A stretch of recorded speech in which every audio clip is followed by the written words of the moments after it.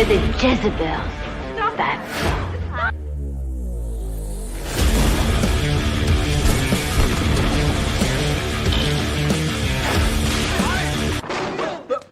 Here I come. I want you to get up right now, go to the window, open it, and stick your head out and yell, "I'm as mad as hell, and I'm not gonna take this anymore!"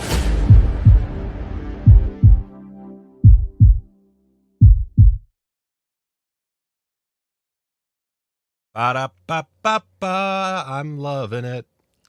Hello, everyone, and welcome to another grand edition of Quadruple BN, Big Bloody Breaking Blu-ray News, in which I, your host, Michael Keane, talk about Blu-ray news. And often a few days late because of my busy schedule. But here we are, friends till the end. Okay. So, today might just be a single topic day because, wow, Vinegar Syndrome announced, or I say announced, they put up 21 whole titles, which we're going to go through exhaustively. We'll see how long my voice holds out for this particular edition of Quadruple BN. Interestingly, my cart still has my Vinegar Syndrome releases in it, although not for the... Actually, that sentence doesn't make any sense. My cart still has stuff in it. I'm sure that's fine. One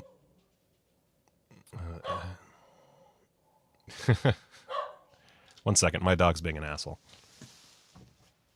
Ace. Here, have some food. Goodbye. All right, yes, I am here twice in 1 week. I'm going to try to do more live streams. I'm on Adderall now, so maybe that'll help with the fact that my brain don't work no good. It has been helping, actually. I have noticed quite a bit of help. I started once again working for Screen Rant recently, and it coincided perfectly with my getting on Adderall. And yeah, let's see what currently, let's see if I can't find my self on here. Let's do a little, let's see, let's present. Should have already done this, but I didn't because I suck rancid asshole. That's me. All right, let's see, where can I find my name? I don't know if I have anything up currently that's recent. Let's see. I wonder if I can search for myself. Let's see.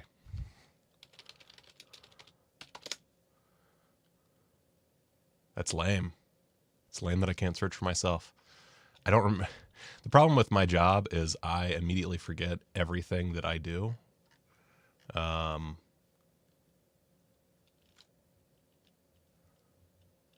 But just trust me, I'm back on Screen Rant, and I have a little page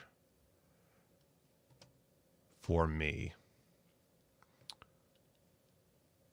But I don't know how to get to that page right now because I suck. But that's not the point. The point is Vinegar Syndrome is here. Oh, let's see here. What's good, Michael? I saw John Waters at a speaking event recently, and apparently he loved every single thing about Joker 2 from beginning to end. I mean, he is a man of taste, and I will say, I'll say this right now. I was a fan of Joker 2, Folie à Deux, and yeah, I don't really know what else to say about that. I thought it was really, really solid. Not amazing by any means, and probably 20 minutes too long. But I actually thought it was a pretty good ending to the series is a strong word. It's 2 movies, but the duology of Joker. The first Joker I was kind of meh on. I thought it was fine. Second Joker, I was like, this actually rocks pretty hard overall. I didn't really fully. I mean, I understood the criticisms of Joker 2. I'm not an idiot, but well, sometimes I am. But I thought it was shot beautifully. I thought the musical numbers worked overall. Those were kind of a weak point. And I liked where the story ended quite a bit. I thought it was kind of like Smile 2 in that it is a very natural conclusion that you probably could have guessed. But it still worked thematically and as a proper send-off for the film without spoiling things. A friend of my parents went to NYU with Todd Phillips, and he said Todd would steal things from people in the dorm and would call him No Chin. Okay. And then Allison, Joker 1 was kind of meh for me. It was two better movies from the 1970s meshed together. Joker 2 was a little more fun and less obviously a rip-off of better movies. Yeah, that's pretty much how I feel. Pretty much. All right, a little bit of coffee. And my, if anyone's curious, my sexy Child's Play mug that my wife got me.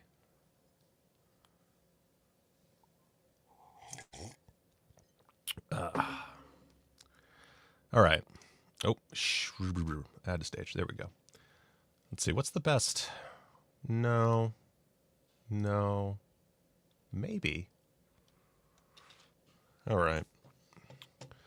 So yeah, a lot of stuff to get over or get through here. I guess we could just start at the very bottom, or you know what? Let's just open all of these up in their own tabs and work our way through.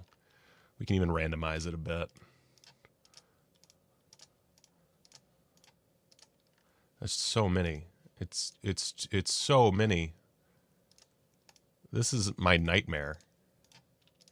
So this is, I gotta say, I'm a little, and this is nothing new either, be it for my opinion or, you know, the general consensus. This is a bit much, right? Like this is, I on the one hand, I think it's great that all these movies get their own special editions with slipcovers and, you know, all the bells and whistles for the most part. I think that's really dope for the movies and for the filmmakers. It seems like too much. It seems like too much in the sense that it would make a lot more sense, in my opinion, to spread these out a bit more than they are. Because currently they are spread out for shit. They are just, it's a fuckload of movies. And I feel like it does a disservice to some of them, some of the not lesser in quality, but lesser known or less outrageous ones. Like Kuso is an outrageous movie that's going to get a lot of attention. So fair enough. And it has that slipcover that shows you pretty much what you should expect from it. And that, to me, takes away from something like Chantal Ackerman. Chantal, why can't I say her name? Chantal Ackerman's No Home Movie, or Orders, a French-Canadian crime flick. You know, it feels like, I don't know, it just seems like a bit too much. But that's just my opinion. I'm sure Vinegar Syndrome doesn't care because they're probably raking in the monies, and good for them. Good for them. So first up, Sweet, Sweet Lonely Girl. There's no, I will watch some trailers, by the way, but this one does not have a trailer. This one's from Yellow Veil Pictures. Very short and simple description. Soon after moving in with her aging Aunt Dora, Adele meets Beth, seductive and mysterious, who tests the limits of Adele's moral ground and sends her spiraling down a psychologically unstable and phantasmagoric path. Okay. A bit subtle in the description there. Doesn't really tell me a whole lot. Let's see what we got here. As far as looks, it looks pretty. I also feel like I think that they have each of the partner labels provide their own description. I almost would like to see someone write out these descriptions singularly, like just one person whose job it is to write out descriptions, so that we get something a bit more substantive. Let's see, what does Matt say? I feel like it's been harder in general to keep up with boutique Blu-ray in general, since there's so much more coming out from everywhere and it's all super premium. Yeah, that's my problem as well. And it's one of the reasons I don't really buy anything anymore. It's so much. And I want to make one thing clear.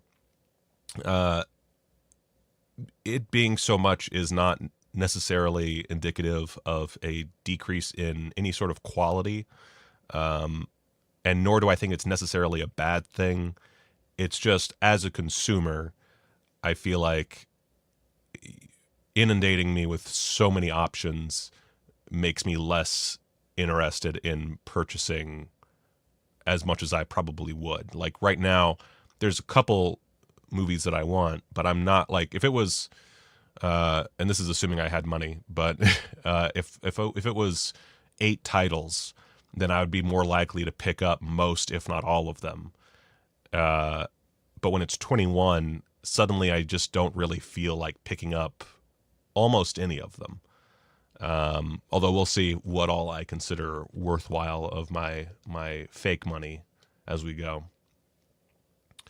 Let's see here. Let's see. Derek also says he's more selective of what he buys. And then Matt, I used to discover a lot more by keeping up with what's coming out, and I tend to skim new release announcements more than looking into individual films. Yeah, I feel like, and again, it's not that these companies need to stop putting out these types of movies necessarily, although some of them, like ETR Media, I could do without. It's more that they should, it feels like they should be putting them out in smaller quantities over a longer period of time. Of course, the problem with that is they have so many titles that I'm sure that that's a tough proposition for them, especially with so many partner labels. I mean, you look at, this is a metric, like they have them in A through H and I through Z. That's so many partner labels. Which is great for the partner labels, don't get me wrong. And it's cool to see companies like No Budge in there. But, man, it's just a lot. It's just a lot.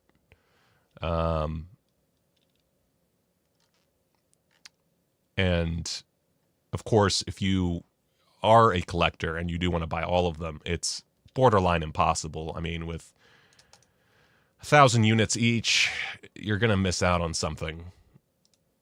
Most likely, unless you have the money to just go hardcore into it. Anyway, Sweet Sweet Lonely Girl. I'm not really sure. 2016, 76 minutes. It's a great runtime, and the movie looks pretty good, but I'm not really being sold on much here. I will say, I do like the extras package. You get an introduction from the director, 2 commentary tracks, an alternate opening, alternate ending with commentary on both, and then interviews with the director as well as the 2 actresses, and an essay by Sam Deegan. That's a solid extras package. That's, if I had the money to spend, I could see myself popping this in my cart just for the sake of those extras. And I do like the retro look of the slipcover. It does, like a good poster, make me want to see the movie. And with what little information I'm given, I definitely am interested in eventually seeing it. But I'm not really being pushed to buy it currently, if that makes sense. Anyway, moving on to Starve Acre. Let's see what we got here. I really like the slipcover design. Let's see. Looks like a little bit of folk horror. I dug a hole once. Wasn't that big. I'm impressed. Again, doesn't really tell me much, but let's see what the description says. Based on and this is from 2024, 98 minutes, 2024. So brand new movie starring Matt Smith. Oh, there he is. Yeah, sure enough. I didn't recognize him. Matt Smith. Dope, dope, dope. Okay, so it has some star quality there. Cool. Cool bees, cool bees. Based on the best-selling novel, Richard and Juliet's idyllic family life is thrown into turmoil when their son starts acting strangely. At Starve Acre, their remote family home, Richard obsessively buries himself in exploring a folkloric myth that the ancient tree on their land is imbued with supernatural powers. After an unexpected discovery, the couple unwittingly allow dark and sinister forces into their home, awakening an evil rooted in the countryside that offers a disturbing possibility of reconnection between them.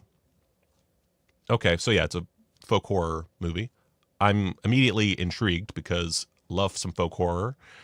Let's see. So we've got a shitload of interviews and an audio commentary with the director as well as production designer and sound designer. That actually does intrigue me. I don't know what the sound design is like, but I like, I think I mentioned this before, I like when these sort of smaller but still very consequential roles get their opportunity to speak on a commentary. So that's pretty dope to have the production designer and sound designer on there. Then we have behind the scenes footage and a booklet with a new essay by Kim Newman, and a trailer. All right, let's watch a trailer. Let's see. Did you mean to make a pun there, Steven? Let it slip from your mind.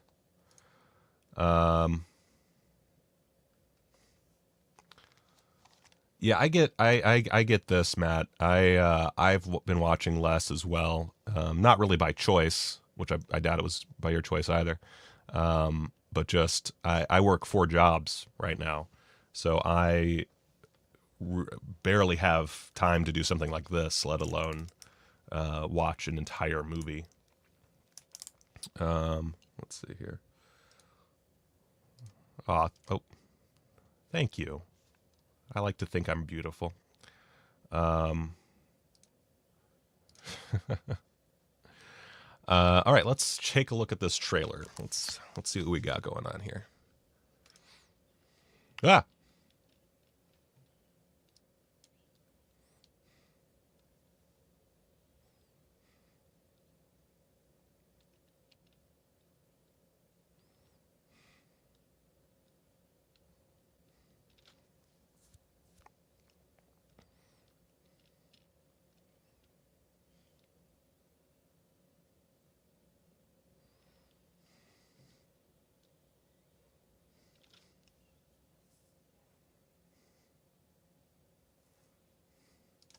By the way, I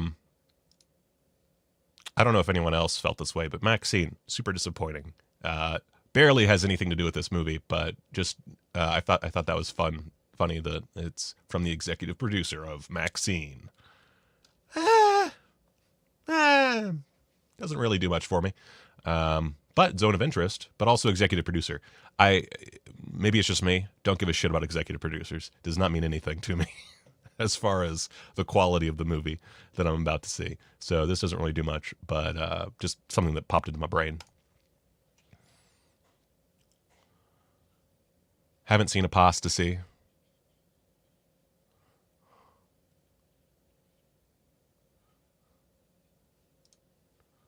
Oh, is it muted on your end? That's not good. Can anybody, let's see here.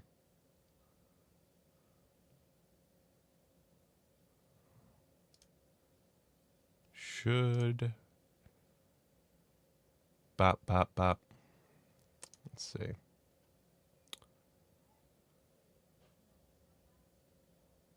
Let's try this.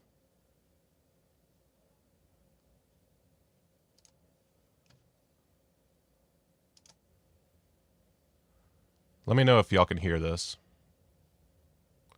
Because it's... Oh, actually, I can test. Okay, couldn't hear that. That's weird. That's really irritating, I gotta say. StreamYard does not appear to be doing the audio portion of things, even though I do have audio going through my Rodecaster. Well, it looks like we have our first technical glitch of the new age of quadruple BN. Huzzah. Let's see here. Let's see if I can adjust any settings. I don't think I can, though. Let's try that. Let's see, I'll test. I can hear the test. Cool. It's in Brave, but that shouldn't matter because it should be picking up from the audio that's going through the Rodecaster.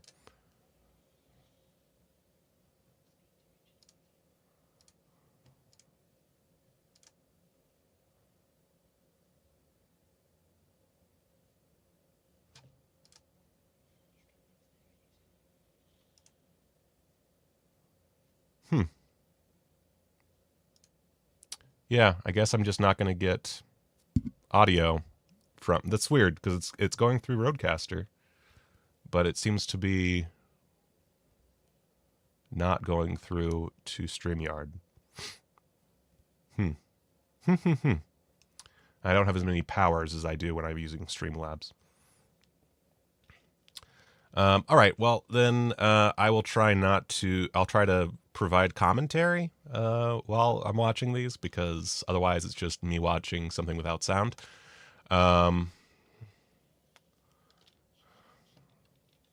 And I will also go ahead and I'm not going to do those British accents because that would be a big ol' negative for me. That's how you get canceled, is me doing a British accent. Sprouts and twists and festers into chaos. This does... who said that? Yeah, it does look like one of those small gems you'd find on Shudder now and then.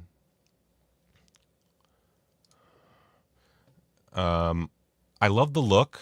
I think this is a really well edited trailer. And yeah, I think this does look like something that I would probably love on streaming. I don't know that I need it. I don't know that I need it on disc, but that's pretty dope. And they've already sold nearly 500 copies. Good for them. Looks good. It's something that I am curious to watch. I'll actually go ahead and open up a Letterboxd browser as well. And we can see what people are saying about these movies. I did not do it for the first one. I've already forgotten the name of it. Matt Smith, looking older, by the way. Looks like a varied opinion. Very varied. And none from my friends, so I don't really have a way of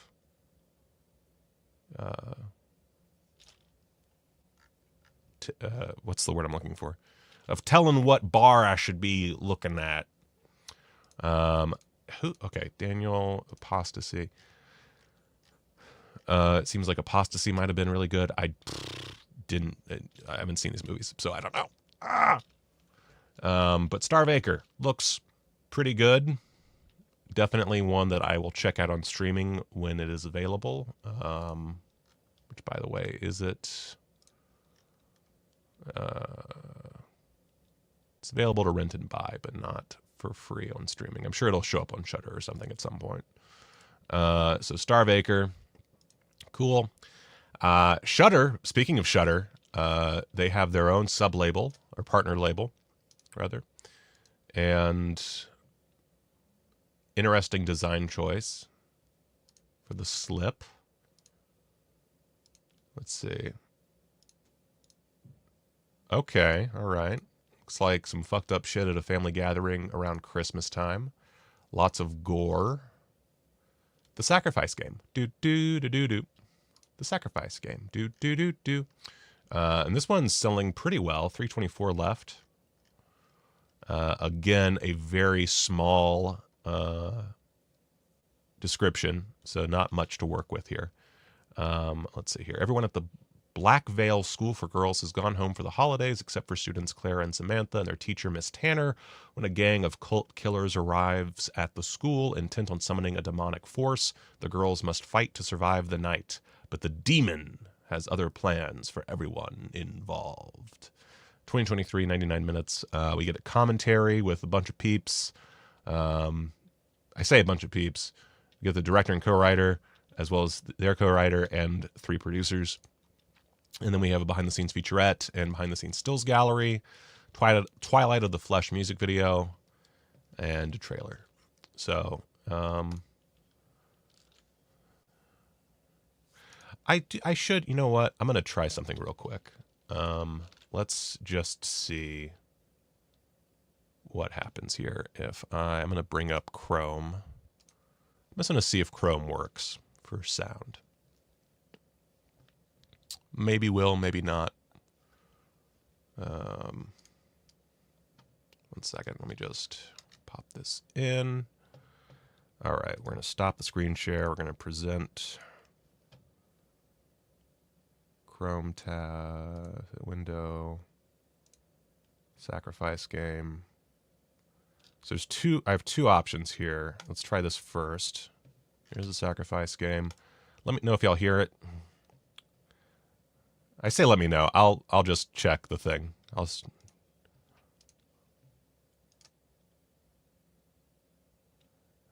Okay, yeah, I'm not hearing anything there.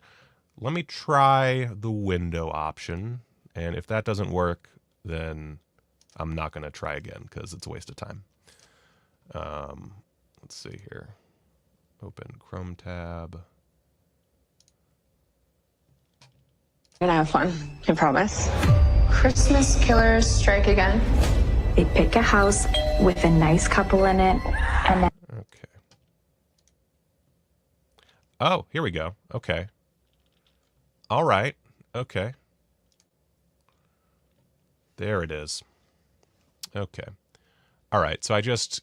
okay. I don't love that because it means I have to go back and forth now, but... or else it's going to be a pain in the ass. So we're going to ditch our original plan. That's fine.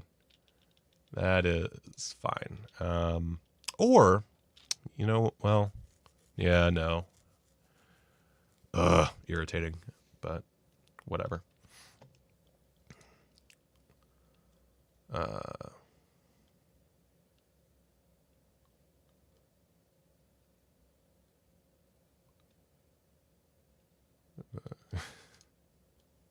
Fewer teeth in the cult member's mouth. All right. So let me pop back over here. then they slash them up. It's freaky enough around here as it is. You're not supposed to be down here. What are these? The books they don't want us to read. Love a good evil book, by the way. Love a good evil book. Hello, ma'am. Do you mind if we come in? There's something special about this place. It smells good in here. Christmas dinner? You did such a lovely job. Let me tell you a story. It's not prayers that get God's attention. Oh, no. It's sacrifice.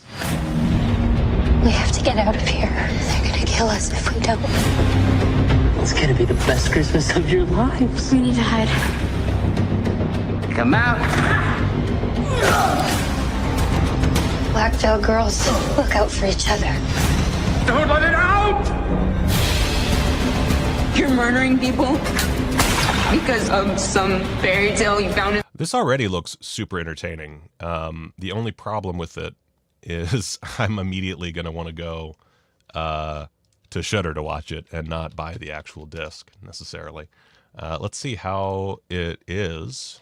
The sacrifice game. Oh, and of course I can't. Oh, God, that's so irritating. The problem with this presentation style is I can't. Irritating. The actual letterboxed, which you can't see right now, it's a little mixed. it's mixed, but it doesn't seem too bad. I definitely, based on that trailer, want to watch it. So good on you, Mr. Trailer. Let's go back to partner labels. Have I been going more or less? Yes, I have been going in order. Okay. Orders. Now this one, I already watched the trailer a little bit. I say a little bit. I watched the trailer. And I love the black and white cinematography. I love the production value. Love a good helicopter taking off. Yeah, you know you got good production value when you got a helicopter taking off. But it's a black and white movie, partially with, if we go and and it also has French Canadians with guns. That's pretty dope. Love a good French Canadian with guns movie. And it's got like a certain, I don't know, somewhat minimalist, realistic edge to it that definitely intrigues me. It is another one where I'm more intrigued to see it streaming, but I don't know when that will be. Let's see. Well, that's going on. Tes chums ont tout parlé. 1974's orders. Okay, so this one has a 4- and 5-star review, respectively, from Justin DeClue and Will Sloan. That immediately gets me going because I love those guys and I trust their opinions.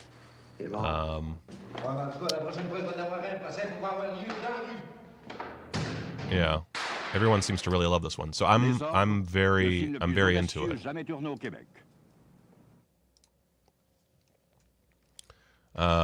So, and we don't really need to go through the stills. This one has much more to chew on. 50th anniversary special edition. Okay. Following the shocking kidnapping of 2 prominent political figures in October 1970, Canada's federal government invokes the War Measures Act, an extreme law that strips citizens of their most fundamental human rights. Over the course of several weeks, 450 unsuspecting Quebecois French Canadians are abruptly ripped from their families and imprisoned without formal charges or explanations. Told through the eyes of 5 prisoners subjected to abuse and humiliation that borders on torture, Orders is an unsettling and unforgettable immersion in one of the most dystopian chapters in Canadian history. So that's pretty cool. Let me increase the size of this real quick for you. There we go. That'll be better. The sophomore narrative feature from master cinematographer and filmmaker Michael Brault, a formative influence on director Denis Villeneuve. This unflinching prison drama explores the most egregious injustices perpetrated during the historic October crisis. Drawn from extensive testimonials and told in the cinema direct language Brault helped pioneer, Orders is a masterpiece of French-Canadian cinema that delivers a vision no less infuriating and impactful half a century after it won Best Director at the Cannes Film Festival. Okay, you've got my interest. Between the Letterboxd reviews and that, I'm pretty golden. 1974, 108 minutes. This is from the original OCN, so hell yeah. I say original. This is from the original camera negative. This is from the OCN. With Mémoire du cinéma québécois with sections from the 35mm inner negative and inner positive. I don't fully understand. Oh, I see. This is the actual company that scanned and restored it, I guess. So it's the OCN with sections from the inner negative and inner positive. Okay. New audio commentary featuring filmmaker and professor Frédéric Pelletier and author professor Gabrielle Tremblay. Images of immediacy, a new interview with author and professor André Loisel, and then an interview with sound recordist Serge Beauchemin. interviews with a historian. I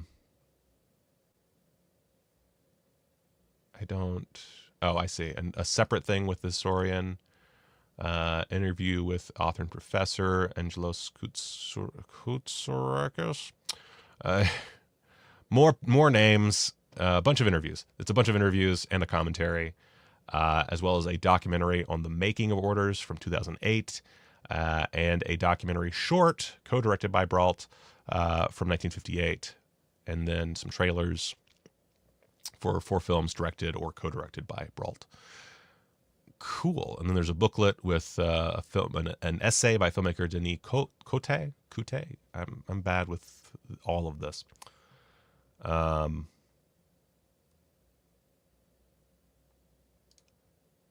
Let's see. As a physical media collector, do you find that special features such as commentary tracks have been less frequent? I don't know. I think it's been about the same as it always was. I could be mistaken about that because I've been kind of out of the newsosphere for a while. But I mean, I feel like a lot of the movies that we're covering and covered on Monday have commentary tracks, and I would say the only big difference is it seems like a lot of the studio releases tend to not have commentary tracks, which I feel like were more common back in the day for those releases. Let's see here. Okay. So yeah, I would say, I mean, this feels like a beautiful addition. Canadian International Pictures has been pretty much a continuous winner in my book. So, I wasn't too into it at first, but after watching the trailer, reading the Letterboxd reviews, and seeing what all's on the disc, it's not bad. I'm definitely into it. Let's go back. Let's see here. No Home Movie. This is a Chantal Akerman movie that I have not seen. So immediately intrigued. Looks about as experimental as you'd expect. Not much here as far as additional information. The final film from groundbreaking auteur Chantal Akerman. No Home Movie is a portrait of her relationship with her mother, Natalia, a Holocaust survivor and familiar presence in many of her daughter's films. It's from 2015, 115 minutes long. This is locked to Region A. And let's see here. Bonus documentary. I Don't Belong Anywhere. The cinema of Chantal Akerman explores some of the Belgian filmmaker's 40-plus films, from Brussels to Tel Aviv, from Paris to New York. It charts the sites of her peregrinations. I've never heard that word before. An experimental filmmaker, a nomad, Chantal Akerman shared with Marianne Lambert her cinematic trajectory, one that never ceased to interrogate the meaning of her existence. And with her editor and longtime collaborator, Claire Atherton, she examines the origins of her film language and aesthetic stance. 67 minutes. So this is one where, like, I get there not being a commentary. I always would prefer a commentary, of course, but this does seem like the kind of movie that would be tough to give a commentary for. Having a documentary, though, right alongside it, that's pretty dope. And I like the idea of exploring a singular filmmaker, especially one with such a large filmography, especially a filmography that can be so, what's the word I'm looking for? Tough to pin down, I suppose. A daunting filmography.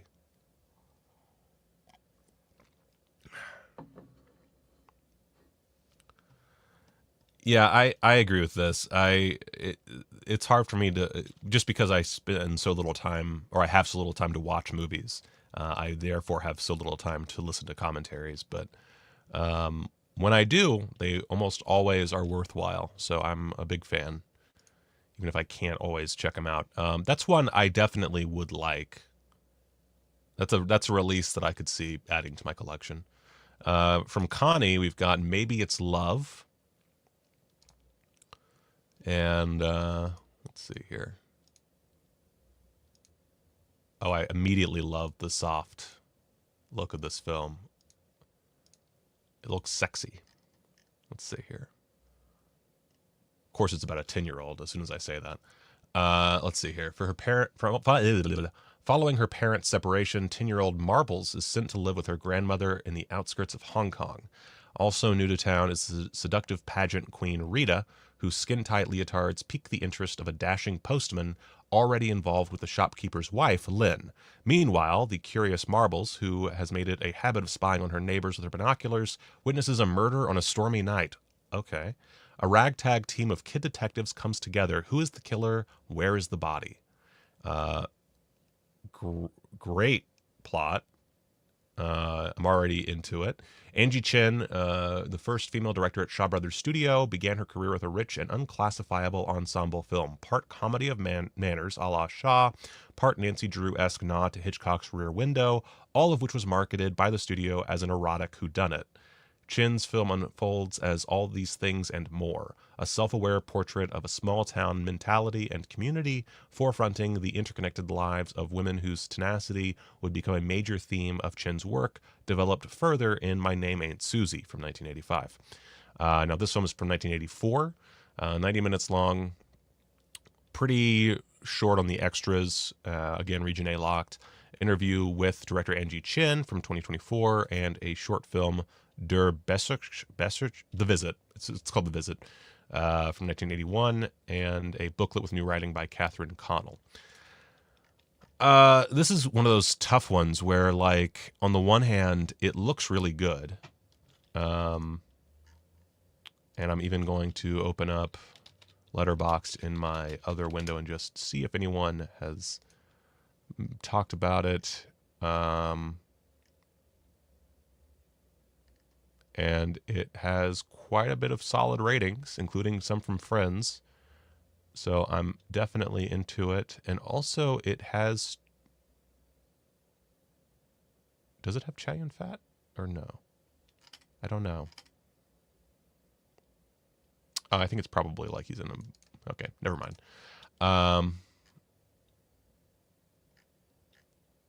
Yeah, this is cool. I don't know. Those extras are kind of bleh. Not bleh. A 29-minute interview with the director is a good extra, as is a short film. But definitely one of those where I would not mind a little commentary action from like a Hong Kong cinema expert. Seems like there has to be someone out there for that. But that also costs money, so I get it. Look at all. We still have so many to go. Fuck. Okay, we're gonna go a little faster. The Line. Let's see. I'm gonna take a sip. 20 presidents were in fraternities. We got 3 presidents that came from KNA. Let's go, baby! Oh, fuck, get off! Relationships are everything. I met Ken at KNA. So awesome. Hello, John Malkovich. Brotherhood. The fuck are you doing here? I mean, so many Fortune 500 execs came from KNA. Are you a moron? That's a big word. I'm definitely gonna have the most fun, but that's not what it's about. It's an important thing we do here. I love movies about douchebags, and this feels like one of those, and I'm immediately sold. Oh, Yeah. How you doing, buddy? KNA has had 17 violations. Something's got to change. Is that clear? Sure. I'm sorry for the way we started off. I really like talking to you. Hey, how's that rash, buddy? Please just Hold up, is that the kid from Hereditary? Alex Wolff, yeah. Okay, wow. Good for him. talking serious? What's wrong with you, man? You an armpit girl? He disrespected me in front of my brother. I'd rather be an asshole than a loser. He's a liability. You see presidents. What did you say to me? Shut the fuck You see politicians, you see Fortune 500. Okay, that's all I need to watch. I'm into it. This looks like my kind of movie. Let's see what we got here as far as plot. Ethan Berger's feature narrative debut is an engrossing contemplation of blind adherence to tradition through the lens of a fictional college fraternity. Tom, Alex Wolff, a passionate brother of this fraternity, is charmed by the promises of high social status and alumni connections with that open doors. But as a classmate outside of his social circle named Annabelle enters his life, his devotion begins to falter. Once the scheduled hazing of new fraternity members comes to a disturbing head, Tom is faced with the decision of a lifetime. Is Halle Bailey... Wait a second. Is that... That's the mermaid, right? Yeah. Well, that's cool. Let's see here. Audio commentary with the director and deleted scenes. Could have used an interview, but you give me a commentary. I can't say anything bad about a commentary. This is one, again, first off, not a huge fan of the slipcover. Does not really imbue confidence in me. As far as purchasing it, I don't think I will care to purchase the slip. But it looks great, and I hadn't heard of this until just now. I'm gonna check. Oh, I'm gonna check Letterboxd real quick, and this one gets kind of all over the place ratings. I only have one friend who watched it, 3 stars.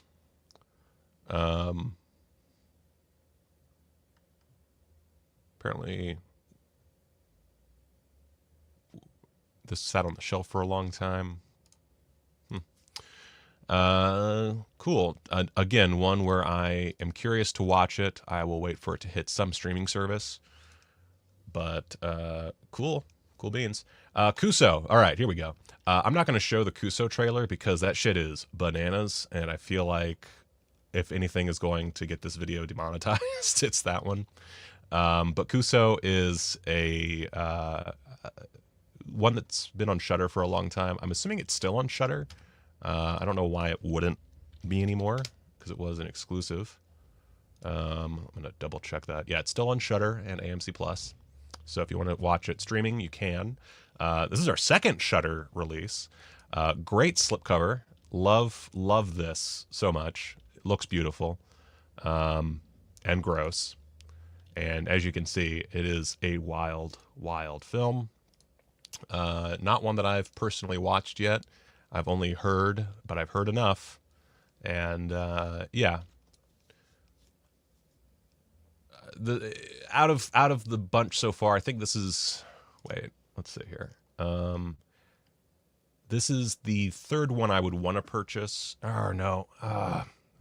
See, I'm already going back on myself here because I definitely want No Home Movie and I want Orders. Maybe it's Love. Maybe it's Love I could do without because that is one that I feel like I would just watch streaming. Same goes for Sacrifice Game. The Line, I would just wait for streaming. Kuso, even though it is streaming for free currently on Shudder, not for free with a subscription, but you know what I mean.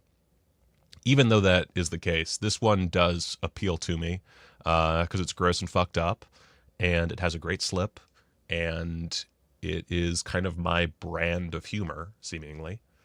So it's one where if I had the money to spend right now, I would probably put it in my cart and buy it. Anyway, let's look at the plot. Broadcasting through a makeshift network of discarded televisions, Kuso is a shifting series of vignettes tangled in the aftermath of Los Angeles' worst earthquake nightmare. I will say, I'm not a huge fan of movies that are split into little vignettes. It's not necessarily like something that I don't like just by virtue of what it is, but it's something that tends to not work for me as well as just a straight through narrative. So that is the one negative for me off the bat as far as my potential enjoyment. Travel between screens and aftershocks into the twisted lives of the survived, blending nightmarish visions, animation, and a shocking image of a distorted America. This is the daring debut and Sundance sensation from director Steve, aka renowned musician Flying Lotus. Delirious, provocative, and darkly hilarious, Kuso is as verbose with macabre music, melancholy, and unimaginable imagery. Delirious, provocative, and darkly hilarious, Kuso is as verbose with macabre music, melancholy, and unimaginable imagery. Is as verbose as Flying Lotus, I suppose? That's a weird sentence. You won't believe your eyes or your mind. And we get commentary with film critic Simon Abrams, and then a new interview with Flying Lotus, as well as an unreleased Flying Lotus short film, an 8-minute animated, 8mm, animated short, Smear, behind-the-scenes footage, extended scenes, stills galleries, and a booklet with a new essay by film critic Michelle Kisner. Yeah, that's pretty solid. Has an interview with the director, has a commentary. Awesome. Would I have liked something other than a film critic? Sure, but a film critic can provide perfectly good commentary, so that works for me. This is my first kind of would just love to own movie out of the bunch, because I could see myself watching the shit out of this and rewatching it. Whereas the rest, like, as much as I want to watch No Home Movie, I feel like that's a one-time watch, and probably the same for the documentary. Maybe a 2-time watch on the documentary. Kuso, I could see myself really delving through it. Maybe. Now, here's one I actually have seen. Thank God. And of course, it's the one that's already sold out of the slipcover. Hundreds of Beavers. Now, if you go to the Hundreds of Beavers website, you can buy a wood slipcover. If you're just really into slipcovers, it's one that, as someone who really enjoyed this movie, I would recommend, because it's kind of stupid and silly, and I like that. But the normal slipcover is sold out, sadly. I've got to pee so bad, but I'm gonna soldier through. If I can make it through all of RRR without having to go to the bathroom, then I can do this. It does have a great slipcover. It's too bad that it's sold out so fast, because this is one I would consider, because Hundreds of Beavers fucking rocks. It is a really, really solid little film. It's super cheap, but it's one of the movies that uses imagination to its advantage and really does more than you'd expect with its budget. It's also a silent film, essentially. I probably can recommend it enough, but I'm going to say I can't recommend it enough just to get the point across that it fucking rules. And sadly, not a whole lot. I don't know that. I wish a bigger company had bought it.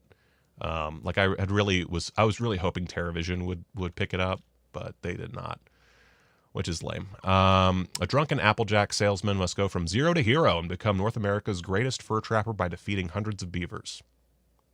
Yeah, that's more or less it. Let's see. This is from 2024, 108 minutes. I guess we could play the trailer, but let's see here. Region A, 2-disc Blu-ray, 2 discs. Look at that. All right. You can play the movie with a VFX breakdown. That right there immediately has me intrigued. I would love to see the VFX breakdown of this and to have like the whole movie played with it. Amazing. I guess there is a chance that it's not as cool as it sounds, but there are so many effect shots in here that I desperately want to see what that looks like, because it is, I don't even know how to really describe. Well, I'll show you the trailer. You'll see. We've got a sober commentary, a drunk commentary, and a trashed commentary that's moderated.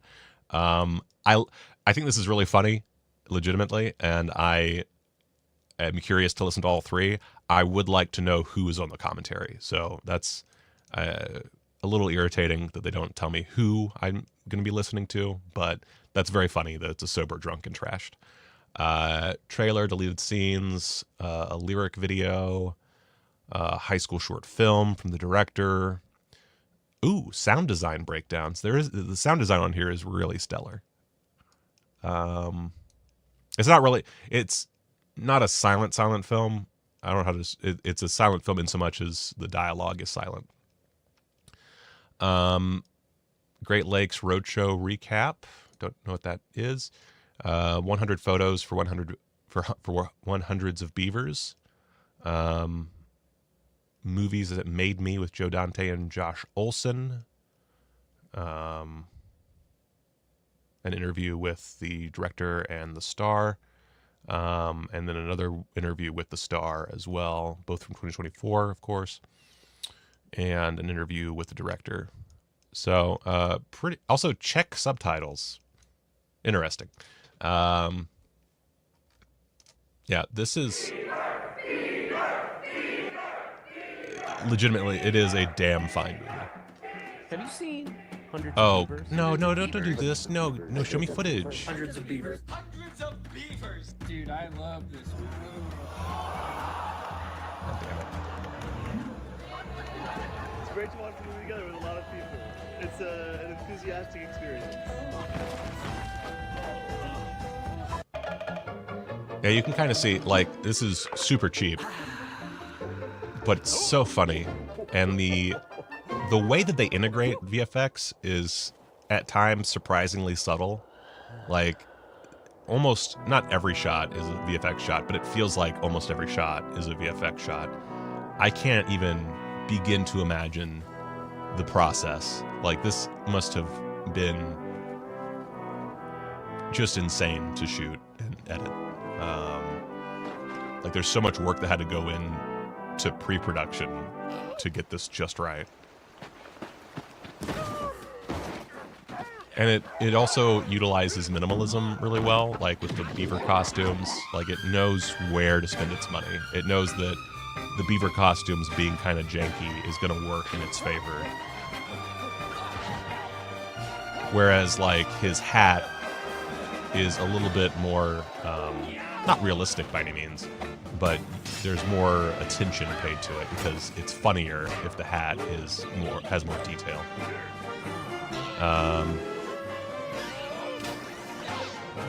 Like, oh god, I'm so happy I saw this in theaters.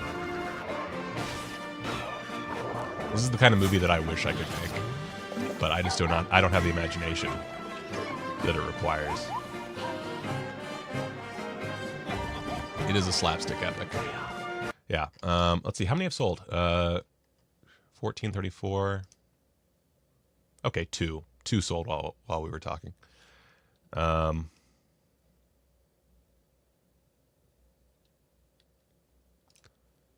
right. So Hundreds of Beavers, another one that I would pick up in a heartbeat, partially because I've seen the movie and it fucking rules. So that's one. I'm a little disappointed that I missed out on the slipcover because that is a really, really great slipcover. But it's one I'd like to add to my collection at some point. Really, oh god, that's one thing I hate about this whole thing is all the scalpers. 2,000 units is too few for this movie, by the way. Like, I could tell you that was going to sell out almost immediately. That's one of the movies of the year. Like, come on. Oh my god, I said we were going to do this faster, and we're an hour in, and I still have so many to talk about. Okay. We're going to spend less time on some of these. Hippo. Very minimalist cover. Kind of inexpensive look to it. Not in a bad way. Let's see here. The story of a coming of age of two step siblings, Hippo, a video game addicted teenager, and Buttercup, a Hungarian Catholic immigrant with a love of classical music and Jesus. Like the ancient Greek Aphrodite, Buttercup's love is unrequited by a young man who prefers to indulge the art of war and chaos. Again, doesn't really tell me as much as it probably should. 2023, 100 minutes. Region A has a short film and a behind-the-scenes featurette, and Dick for Else. So, Dick for Else? That's a stupid way to say words. Yeah, this is one where I'm curious. I'm certainly curious. But let's see. Is there? Oh God. I wish there was a trailer. Looking at the Letterboxd, it looks like most people love it. So I'm certainly intrigued. But I will wait until I can see it on streaming. And then Dogs in Quicksand from Saturn's Core, baby. Guys, one of the saddest moments of my life is having to get rid of a bunch of my Saturn's Core Blu-rays when I was super poor. I'm down to only a couple, and it bums me the fuck out. I love Saturn's Core. This looks solid. Let's see what it's... Oh, and it's a chunky boy. Oh, God, I love a good Betacam shot film, too. Oh. I was going to say, oh, it looks like I shot in Betacam, and it would be the one time I was wrong, but of course, it was shot on Betacam.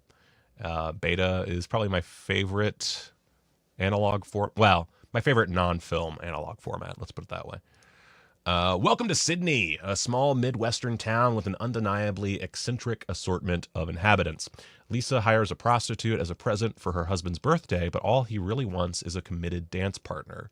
Ray's clandestine extramarital affair miraculously causes his wife to become a psychic joke writer. When Mitch's promiscuous secretary turns up murdered in his office, the tangled web of sex, infidelity, and betrayal amongst the town's residents makes nearly everyone a potential suspect. Toss in a detective with a wrestling fetish, PIs paid in baked goods, and a homicidal lawyer grappling with a terminal medical diagnosis, and you've got a regional micro-budget whodunit like no other. Guys, what? Okay.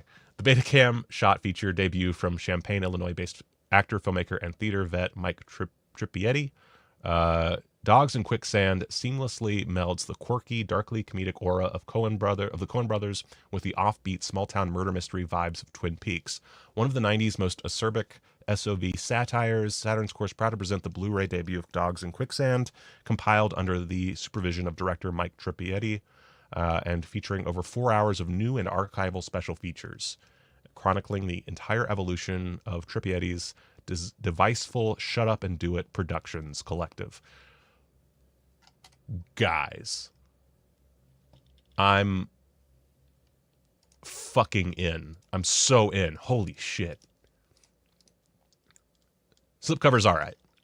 I can probably do without it, but holy fuck. This one, okay.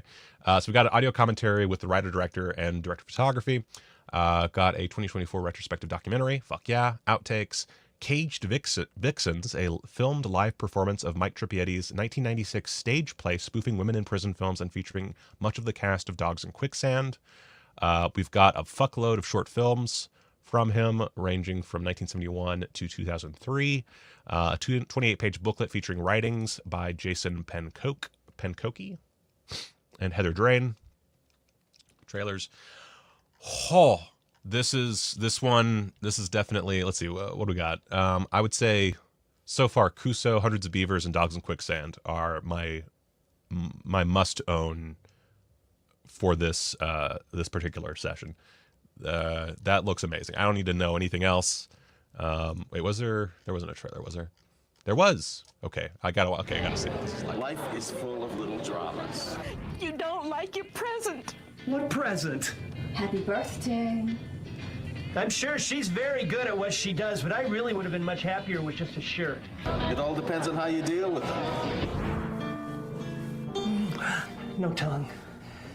I'm married. Sorry. I mean, you're not gonna flip out because I just did it with your husband, are you? How do you know I flip out? What? So you probably know the killer. See, this is why polyamory is so rad, because none of this would happen. It's a small town. Half the population probably knows the killer. I believed her till I found out she was nuts. Then I believed you. Then I believed her again. Because if you have to live with that, you have got to be banging something on the side. Well, applaud, a-hole! I'm sick and tired of performing for an empty house! Is there anything else you're not telling me? Yeah. That's my tie.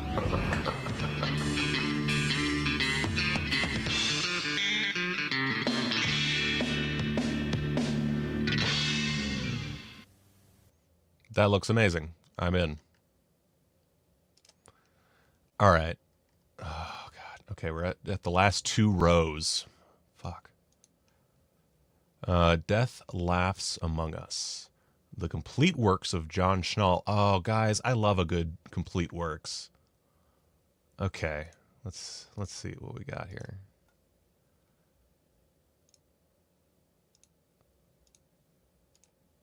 Got a lot of animation and weird bullshit. Looks like that's the name of the game. Let's see what we got. To label the work of award-winning animation filmmaker John Schnall as simply darkly comic cartoons is frankly to miss the point. In their wide diversity of styles, techniques, and subjects, Schnall's films drag us to the edge of the abyss and dangle us there, then dance us back laughing. With a career spanning over 40 years, John has managed to make some of the most unique, hilarious, and weird films you'll likely ever see. Despite having worked for MTV, Comedy Central, Nickelodeon, Disney, and countless other companies, Schnall's work was criminally underseen and underrated until now. That is why VH Shitfest, I hate that name, is so happy to present the complete work of an unsung underground legend. Sit back and feast your eyes on hours and hours of greatness, including a new career retrospective documentary. Oh, motherfuck. Okay. So, region-free Blu-ray, audio commentary with John Schnall, new feature-length documentary, 80 minutes of additional movies, radio shows, Easter eggs, music videos. So this is a bad list. I am a little confused as to what I'm getting here. Obviously, most of them are short films, but I can't tell, like, is the 63 minutes the documentary? Is it the short films, but then there's also 80 minutes of additional movies? It doesn't tell me much of anything. But, like, I'm intrigued. My name's John Schnall. I made the film you're also watching glad that right I got now. the name right. It's my film.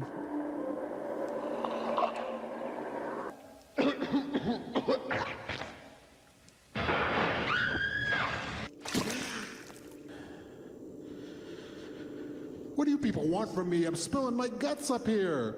Maybe you've seen some of my other films. I Was a Thanksgiving Turkey. Goodnight Norma, Goodnight Milton. Root! I never root! You root all the livelong day. Opposing Views. I don't see any reason why we had to discuss this. Okay. Yeah, I find this weird just because it says 80 minutes of additional movies. So it's 80 minutes on top of the 63 minutes that comprise the short films, which is fine. I mean, I don't expect these to be very long, but it would be nice to have a better idea of what I'm getting. Maybe like a listing out of everything or something like that. It is the complete works, so I would assume... I'm not going to try to figure this out. It's a... Oh, God, I do like it. I mean, it's not a lot, but it's also a complete works. Oh, and I love some quality fucked up animation. This is one that I feel like I might need just because I don't know how else you're supposed to see this stuff. So that's interesting. Also, is that shirt... How much does it cost with the shirt? So if I want to get the $55 versus $29, probably will not purchase that shirt. But that's cool. I like it. Dad and Stepdad from No Budge. I can already tell this is one I'm not going to buy. I like No Budge. I don't know how many of their releases I would want in my collection. Which is just because they tend to be like one and done affairs. But let's see here. When Jim and Dave meet at a cabin upstate in an attempt to bond with their 13-year-old son, Branson, tensions mount as differing parenting techniques come to the fore, along with trivial disagreements about everything from air mattresses to cigars to grilling hot dogs. Yeah, that sounds like a no-budge movie. Region-free, blooper reel, deleted scenes, alternate takes, the original Dad and Stepdad short film, trailers, commentary with the director and producer, commentary by the main characters, Jim and Dave, a fart track, okay, booklet featuring essays by film critic Alyssa Sue and Colin Burgess, Tynan DeLong, and Anthony Oberbeck. Cool. I don't expect this to sell out anytime soon. Moving on. The Coffee Table from Cinephobia releasing. Let's see. A little horror action here. Oh, it's literally about a coffee table.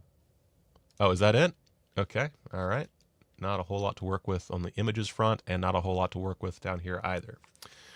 Jesus and Maria are a couple going through a difficult time in their relationship. Nevertheless, they have just become parents. To shape their new life, they decide to buy a new coffee table, a decision that will change their existence. Guys, you got to give me a little more than than this. 2022, 91 minutes. I'm sure it's fine. I'm going to check my other tab here, the coffee table.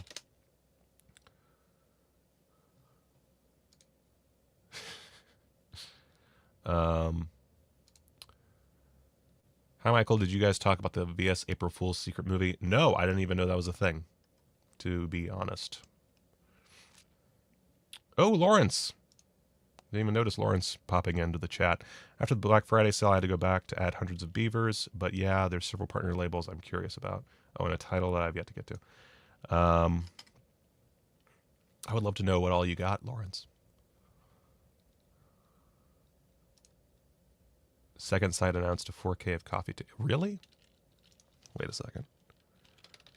Coffee table, second site, 4K. I can't tell if you're being facetious or not. Oh, you are not. It is actually a thing happening. Huh. Is this something that I should know about? It seems like people...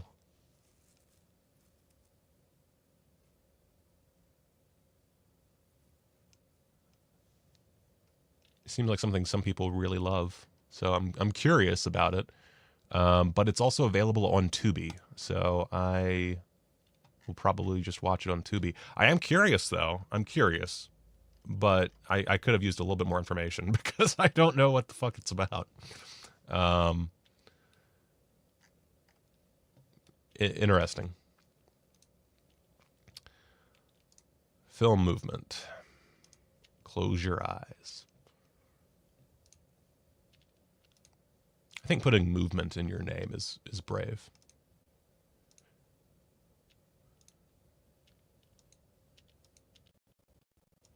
Okay. Looks pretty. I'll give it that. All right. Set in contemporary Madrid, an aging filmmaker named Miguel Garay is called upon to recount his memories of working on his final and still unfinished film, The Farewell Gaze.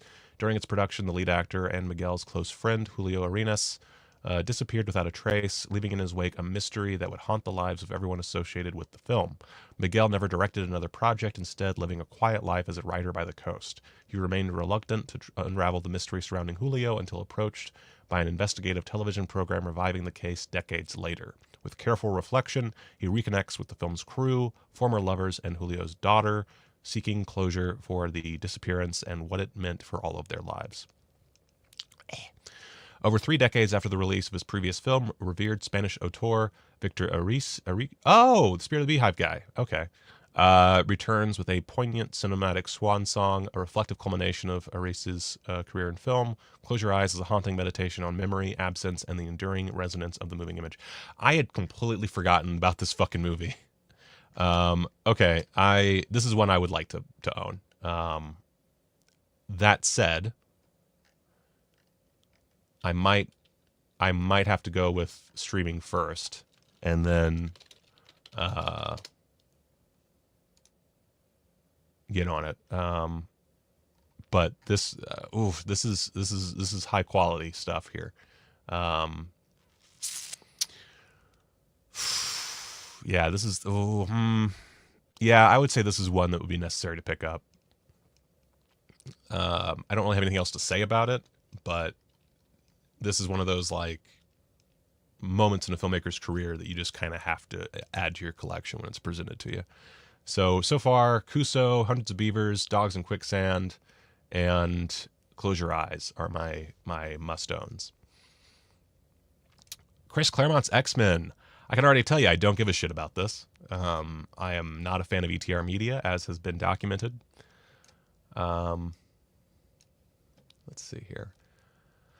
In the 1970s, X-Men was on the brink of cancellation, but Marvel decided to give the title one more shot. Young writer Chris Claremont was tasked with writing a new team of international X-Men. 5 years later, it was the biggest title in comics, and Claremont, one of the comics' biggest stars. This film tells the story of Chris and a small team of collaborators who worked together to tell stories that inspired a generation of comics readers and led directly to the creation of the blockbuster X-Men film franchise. The story of his... Why does this have so much more words than like half of these titles? The story of his groundbreaking 17-year run on the title is also the story of a company in transition, of how Marvel moved from the free-thinking house of ideas to a top-down corporation, and how the success of the X-Men took away the very freedom that allowed Chris to create. The X-Men is a modern mythology, and this is the story of its creation in the words of the people who made it happen. Cool. Would love to watch this on streaming. I have zero interest in picking it up. Has director commentary. Cool. 30 minutes of additional interview material. Cool. Cool. I'm not, nothing against the filmmakers. It's just not, I don't know. These types of documentaries don't really appeal to me, all that much. So, I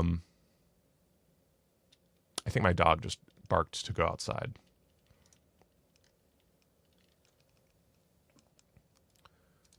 Let's see here. Lawrence says, the coffee table is a great, very dark black comedy. The less you know beforehand, the better. Okay, fair enough. Then I will definitely check that one out. I'm going to check on my dog real quick, and I'll be right back.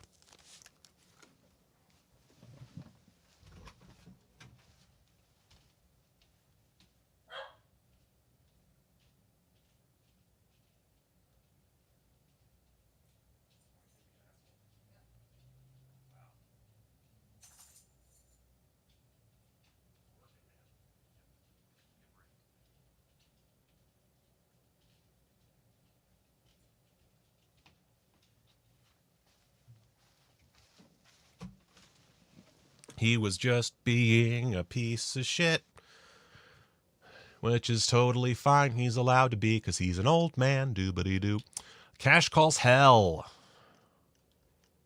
I'm immediately intrigued because, yeah. I love, this is Japanese, right? Yeah, Hideo Gosha. Love me some Japanese filmmaking. Let's just go ahead and check out the trailer. あ、もしもし、110番ですか。確かに産地うちにはこの向こうへ出られるはずじゃなかったの。俺の話に乗らんか。俺に何をやらせるぞ。人生賭けだ。Oh, beautiful. 俺がお前に目をつけたのも賭け。No one really does cinematography like the Japanese, it seems like.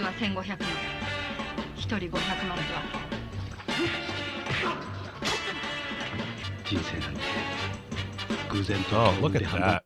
Look at, oh, fuck. Of course, immediately. That's just, that's a beautiful shot right there. Oh. I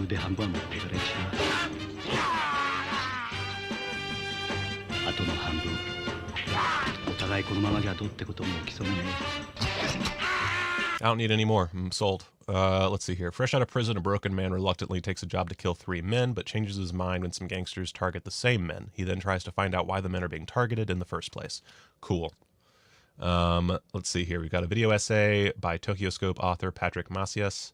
Rad. New video talk by Black Caesars and Foxy Cleopatra's author Odie Henderson. And a 16-page booklet with a new essay by writer, filmmaker, and film programmer Steve McFarlane. Love the slipcover. It looks great. And it's a beautiful looking film. So, that's a tough one. Also, is Film Movement Classics different from Film Movement? It is. That seems unnecessary. But, okay. I don't know if that's necessarily like a must own, but I really want to watch it. I wonder if that's streaming anywhere. Was it Cash Calls Hell? Cash Calls Hell. Cash Calls Hell. Be really cool if it was streaming somewhere. It's not. Doodly dee da doo. Well, I would like to watch it. Carnage for Christmas. This is from Dark Star. Not the best looking slip in the world. I'm assuming that it is meant to be that way. Cool. Okay. Let's see here. It's Christmas, so come with us on a blood-soaked sleigh ride to the conservative hometown of trans true crime podcaster Lola. Worried about the town's reaction to her transition, Lola is ready to take on anyone this holiday season. However, she didn't expect that person to be a Santa-masked killer, paying grisly homage to the town's own haunted legend, the Toymaker. Now Lola, who has her own connection to the original Toymaker murders, must put an end to these gruesome murders. I would say gruesome killings or something if I was writing that, but whatever. Region A Blu-ray, 70 minutes. Good runtime, 70 minutes. Let's see here. Sultranic Panic full feature. I don't know what that means. Don't know what that means. I'm assuming that's a different movie. Sultranic Panic. It is. From the same director.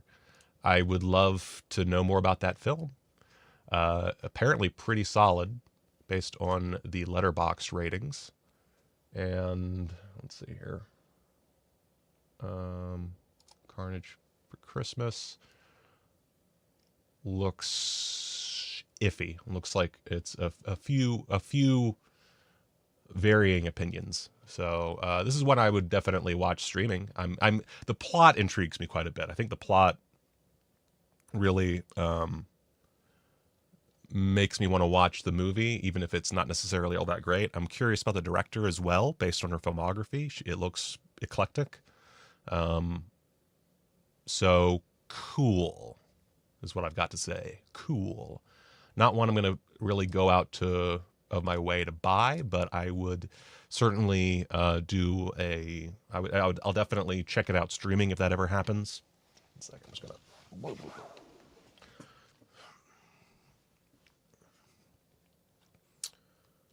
Yeah, overuse of the word murder. Candy Mountain from Film Movement, another Film Movement Classics. I've got to make a movement right now. I like the slip. Was not expecting this to be in color. Okay, doesn't really tell me anything. The Shaggy Dog Hipster Road movie is Frank's ultimate work. Robert Frank. Okay, let's see here. This is from 1987, 91 minutes long. New York City, 1980s. A struggling deadbeat musician named Julius has fallen on hard times. With no guitar, band, or paying gigs, he cooks up a get-rich-quick scheme to find the legendary yet elusive guitar maker Elmore Silk, considered one of the greatest luthiers in the business. Silk's disappearance from the scene has only made his work more coveted by musicians and executives looking to make a buck off his name. Julius agrees to track the man down and sets out on the road.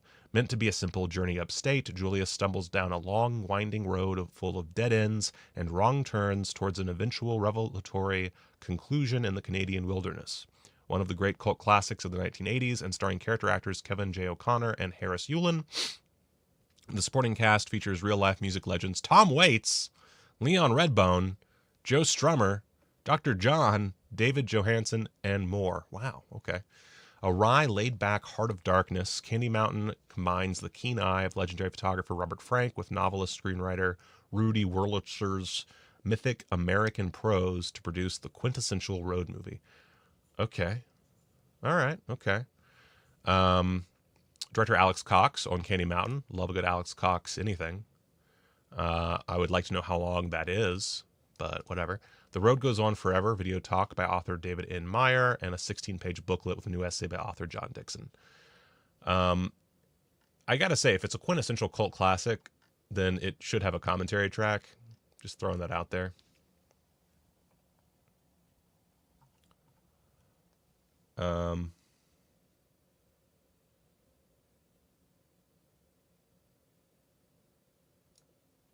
No, I legitimately don't even know what we're talking about here. I haven't heard anything about the April Fool's item reveal. So if someone wants to let me know where I need to look or whatever, that would be rad. All right. So yeah, Caney Mountain. I gotta say that one really. It's a Blu-ray of Side Roads, 1988. Okay.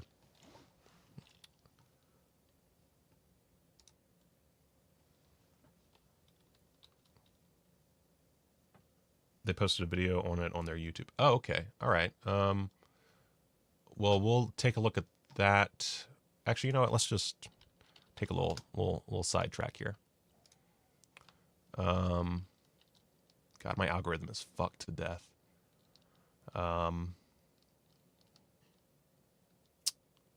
Brain.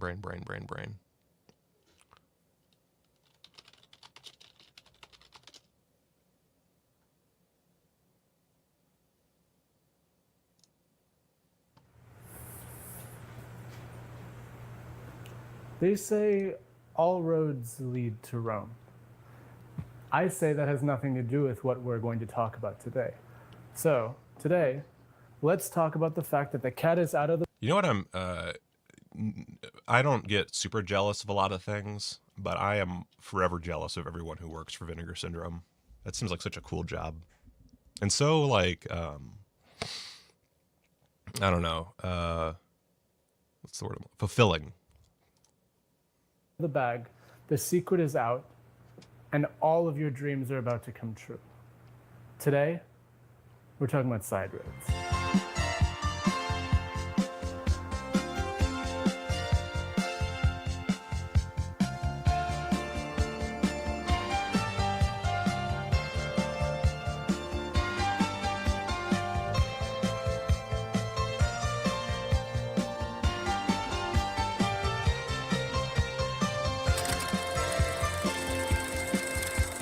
What makes up the formal definition of a low-con print, and why would we use it instead of a release print, which we also have?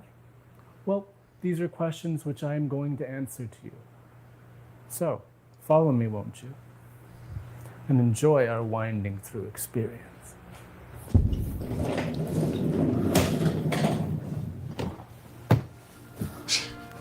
Hi. If you're here, this means that this is the version you're going to see. Do you want to see the winding through with no winding through? That's what you're going to get. Wait, so... With no winding... The complete winding through Side Roads video will only be available to those who supported the VS Votes April 1st campaign. I missed out on this. I no idea. Through? That's what you're going to get. A little while back, I launched my near-perfect campaign for Film Archive Director. Many of you supported. Much appreciated. Thank you. But those of you who did not, I've made it clear as day. I will not push preservation to the side. Roads to film success. Side. Roads to film success. Side. Roads. Side. Roads. Side.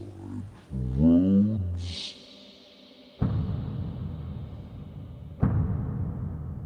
I mean, there's like a little bit of like ambiguity with certain things, whether or not you're getting a slipcover or like a release. Price point this year is higher. Is it still a slipcover?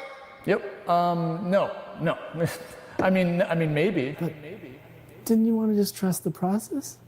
So today, instead of giving you informative, interesting looks at film, you get this.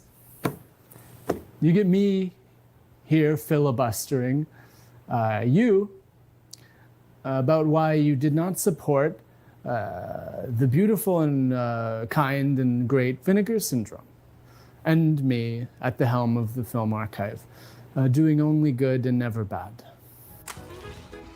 It broke apart. Sorry. Everything's fine. I have 2 glasses of water, a no-no in an archive. So what is a low-con print? Well, you dare speak to me about cons? You are the worst of the worst, and you deserve no Blu-ray. You got so much chocolate-covered slipcover, non-existent slipcover. Draw your own with crayons. And gave so little to my campaign and your favorite boutique Blu-ray label, Vinegar Syndrome. I hope you enjoy Side Roads, and I hope to see you next year. So it's a low contrast print version of Side Roads, I guess. Okay. Cool. Cool. I got nothing else. Okay, so this is the other one that I desperately want. Okay, I just got a mildly, not necessarily important message, but one I have to check. Oh, that's cute.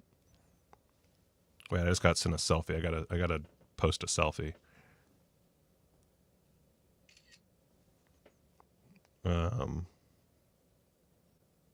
This is riveting streaming right here. Bloodama Triple Frightmare 2.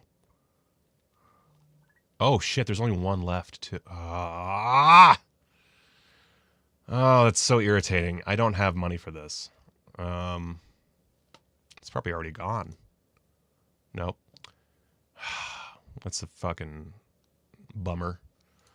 But this is one that I would really like to own. It's a Floridian film. I'll do the thing. Mutilation Maniacs on the Loose. Bloodama Triple Frightmare 2 collects 3 sun-baked kitsch gore horror classics that were produced in the shadow of the iconic Blood Feast. In Love Goddesses of Blood Island, aka 6 She's and a He, presented in its long-lost original uncut version for the first time ever, a man washes ashore on an island inhabited only by women, with a taste for guts. Follow That Skirt, aka Mondo Weirdo, follows the exploits of a creepazoid slasher in a vortex of bad taste that would make John Waters proud. Finally, The Undertaker and His Pals tells the delightful story of a fast food joint that serves more than hamburgers. Featuring a commentary track from actor-comedian Patton Oswalt and an option to watch the full program in drive-in mode, this collection will provide you with a true night to dismember. God damn. 166 combined minutes, 1964. Love Goddesses is restored from the only 35mm elements in existence. And then the other 2 films, Mondo Weirdo is 27 minutes. It's restored from the original 16mm reversal positive. And the Undertaker and His Pal, 62 minutes, is preserved from a 16mm print. And of course, there's that aforementioned commentary, as well as outtakes from Love Goddesses photo gallery, blood-dripping trailers and drive-in snipes from the AGFA vaults, and drive-in mode, and a booklet with Lisa Petrucci. Fuck. Is it gone? Yeah, and it's gone.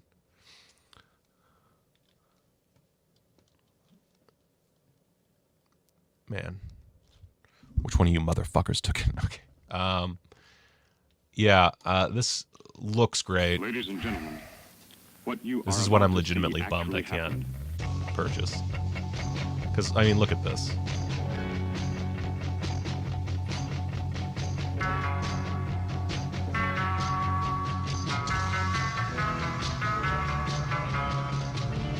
You're mad.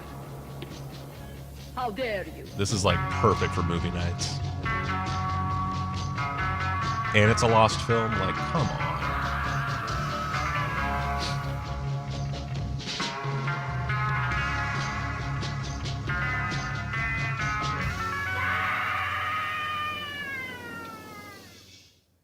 God, what a fucking heavenly trailer. Yeah. Let's see, what else? What does everything else look like? Do we get, yeah. Oh, God. I love the look of blood on 16mm from back in the day. Or no, I'm sorry, 35mm. I'm being a shit. But 2 16mm films and then 135. Oh, well, actually, that's a 16mm print, so maybe The Undertaker and His Pals, I don't know what that was shot on, because that's a print. But anyway, point being, looks beautiful. I'm bummed I can't really purchase anything right now.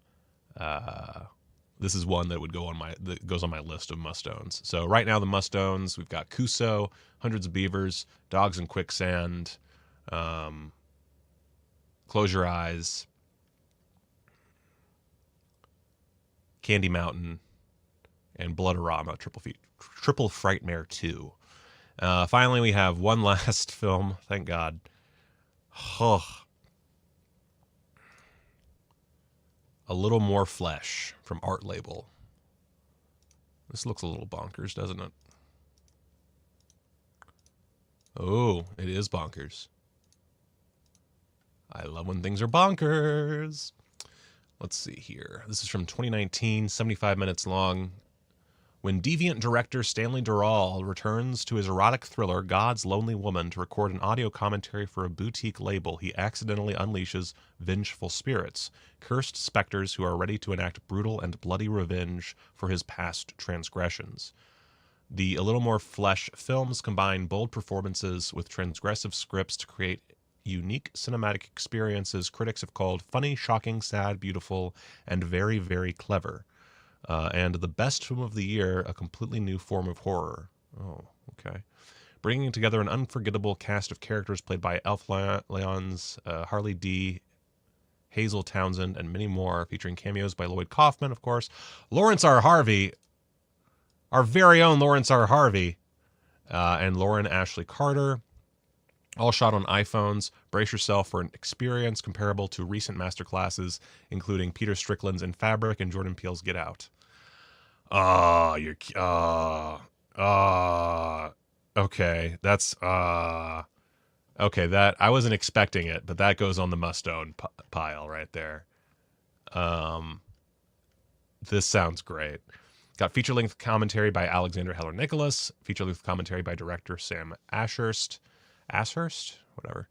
A bonus feature film, A Little More Flesh 2, Mary Wild's Freudian analysis of A Little More Flesh, Mary Wild's Freudian analysis of A Little More Flesh 2, short film The Heart is for Blood, practical effects test footage by Dan Martin with optional commentary by Dan Martin, audio recording of Sam Ashurst's first stand-up comedy performance, original pitch video with A Little More Flesh 2 star Harley D, original pitch video for A Little More Flesh 2 star, or with A Little More Flesh 2 star Sean Mahoney, VHS death scene music videos for the tracks Bloodsea, Death Mask, and Vertigo, an original trailer, and yeah, fucking hell yeah. Okay, yeah, that's a must-own.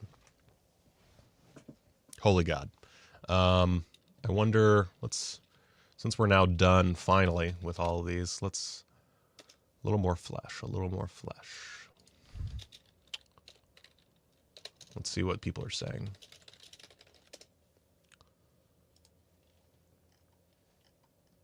That's about what I expected. Channeling Rollins and Franco's aesthetics.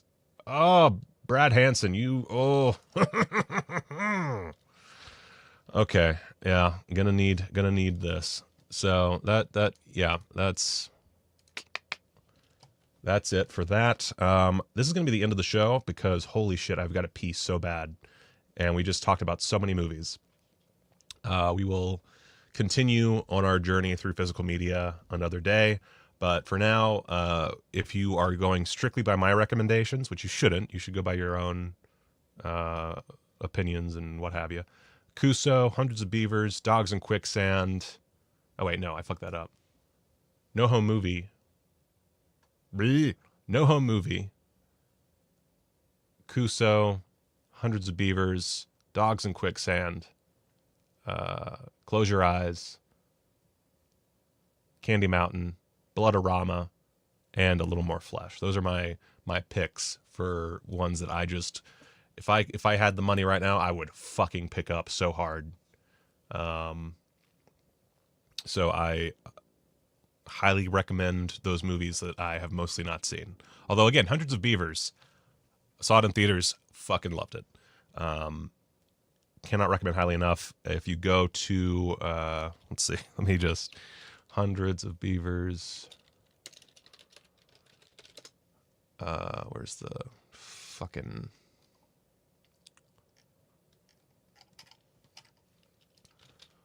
wood slipcover?